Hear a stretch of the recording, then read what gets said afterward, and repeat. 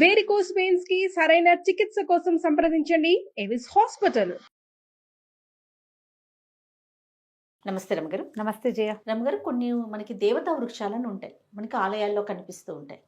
అలాంటి దేవతా వృక్షాలే మన ఇంటి దగ్గర కూడా కనిపిస్తూ ఉంటాయి. వేప చెట్టని, రావి చెట్టని, ఇలాంటివి. ఆలయాల్లో అనేసరికి ప్రత్యేకమైన నియమాలు పాటిస్తూ ఉంటాం, కానీ ఇంటి దగ్గర అంత పాటించం.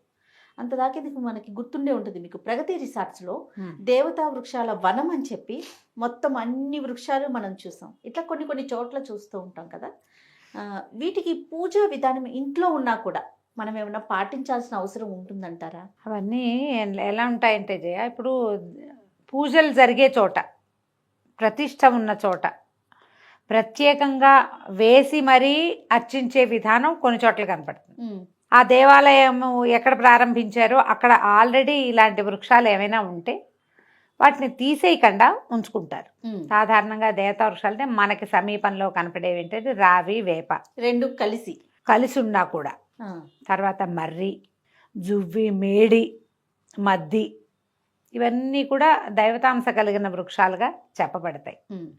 ఉసిరి చెట్టు ఒకటి మనకు ప్రత్యేకంగా కనిపిస్తుంది. ఉసిరి మన జమ్మి ఇళ్లలో పెట్టుకుంటాం ఉసిరి, కానీ ఈ జమ్మెని కానీ, మారేడని కానీ, మర్రి కానీ, వేప, రావి, జువ్వి వీటిని ఇళ్లలోకి పెరగనివ్వరు చేయ. ఎందుకంటే అవి ఇళ్ళని పడేస్తాయి. అవును, వేర్లు పెద్ద చెట్లు అయిపోతాయి, అతి నీడ వస్తుంది, వాటి నీడని వేరే చెట్లు రావు.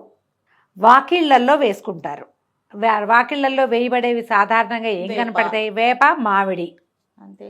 అంతే తప్పిస్తే ఈ మర్రి చెట్టు వాకిట ఉంటే సరే నేను ఏం ఒప్పుకోరమ్మా. మర్రి చెట్టుకి విస్తరించే గుణం ఉంది కదా, వేప కూడా విస్తరించే గుణమే ఉంటుంది. పర్వాలేదు, ఏదో ఒక చెట్టుగా ఆ మాత్రంగానే ఉంటుంది, మంచిదని. ఇప్పుడు రావి అనుకో, రావి చెట్టు అసలు ఎంత గోడనైనా పగలు తీసేస్తుంది దాని వేరు. ఇలాగే జరుగుతుంది. కానీ అవి దైవ వృక్షాలు అన్నది నిర్వివాదాంశం జరిగేదే, అది కాదని మనం అనడానికి వీల్లేదు. ఇళ్లలో వాటిని ఉంచుకుని పెంచుకుని వాటిని దేవాలయాల్లో పాటించే విధి విధానాలే ఇళ్లల్లో కూడా పాటించేది మనం చూడం. అలా జరగదు. వాకిట్లో వేప చెట్టు ఉంటే దానికి చీర కడతామా మనం? కట్టం. వాకిట్లో వేప చెట్టు వాకిట్లో వేప చెట్టుగానే ఉంటుంది. మర్రి చెట్టు కనపడితే తీసేస్తారు, తీసేయాలి.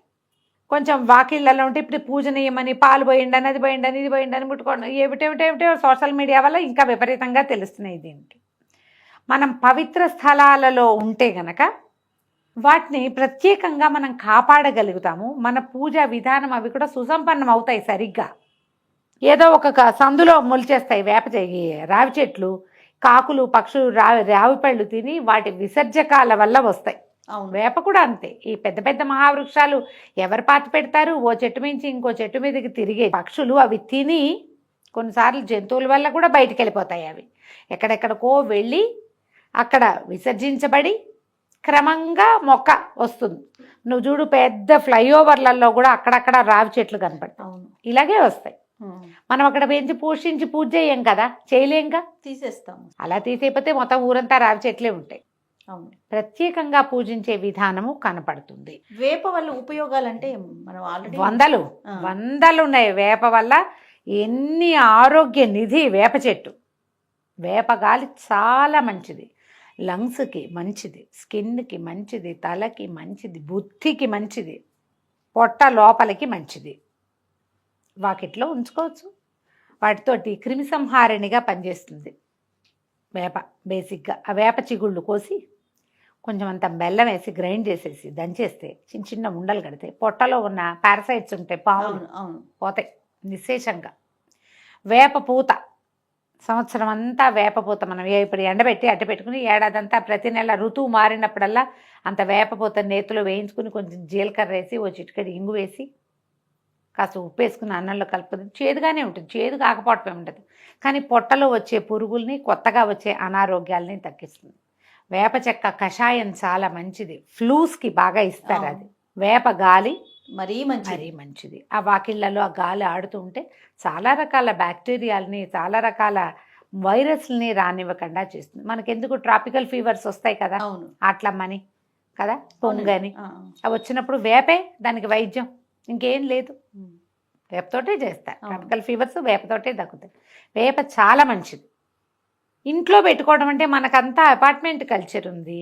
అపార్ట్మెంట్ లోపల వేసుకోలేము, బయట రోడ్డు మీదకి ఉండేలాగా వేసుకోవచ్చు వేప. బట్ రావిని అట్లా చేయలేం. రావి పైగా ఏమిటంటే అశ్వత్థనారాయణ అని చెప్తారు.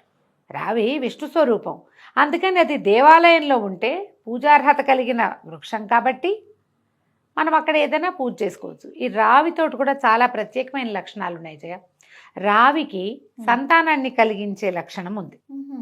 అందుకే దేవాలయాల్లో రావి చెట్టు చుట్టూ తిరుగుతాం, ప్రదక్షిణాలు ప్రదక్షిణ చేస్తాం. ఆ రావి చెట్టు చుట్టూత ప్రదక్షిణ చేస్తే అది స్త్రీ అవయవాల లోపల ఉన్నటువంటి యూటరస్కి వాటికి హెల్ప్ చేస్తుంది.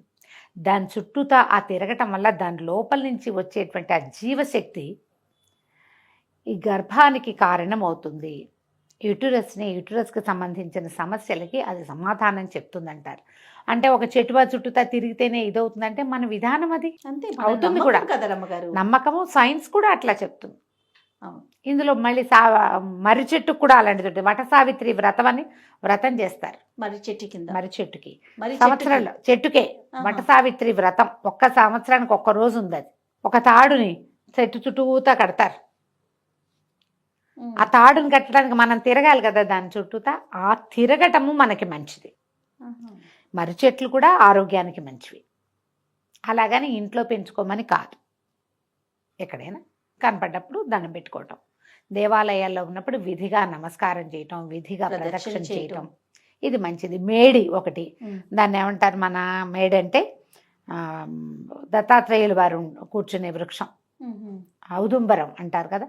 ఔదుంబర వృక్షం కూడా దాని చుట్టూతా ప్రదక్షిణ చేస్తే జ్ఞాన వృద్ధి కలుగుతుందని చెప్తారు. బ్రెయిన్ ఇంప్రూవ్ అవుతుంది. మనం ఇళ్లలో వాకిట్లో వీటన్నిట్లలో చూడు, ఇంట్లో పెట్టుకో అని చెప్పబడింది ఏమిటి? తులసి. అంతే.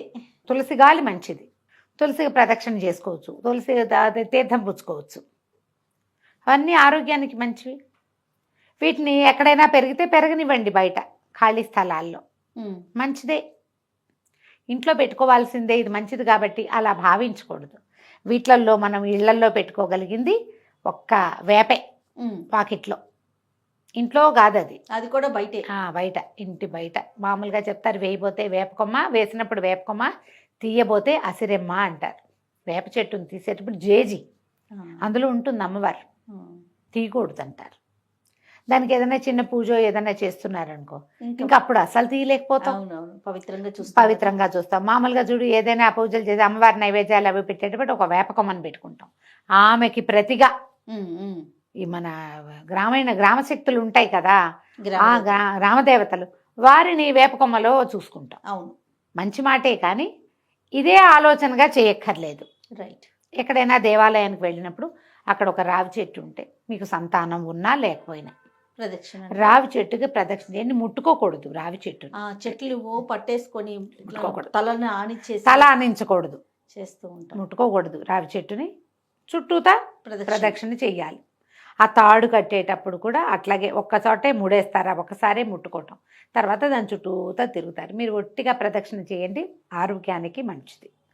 ఇలా ఆలోచించాలి. ఈ చెట్లకి ఎందుకు అని అనుకోవద్దు, చెట్లు ఉపయోగపడతాయి మనకి, ఇలా భావించి చేయాలంతే. తప్పకుండా. నమస్తే. నమస్తే జయ.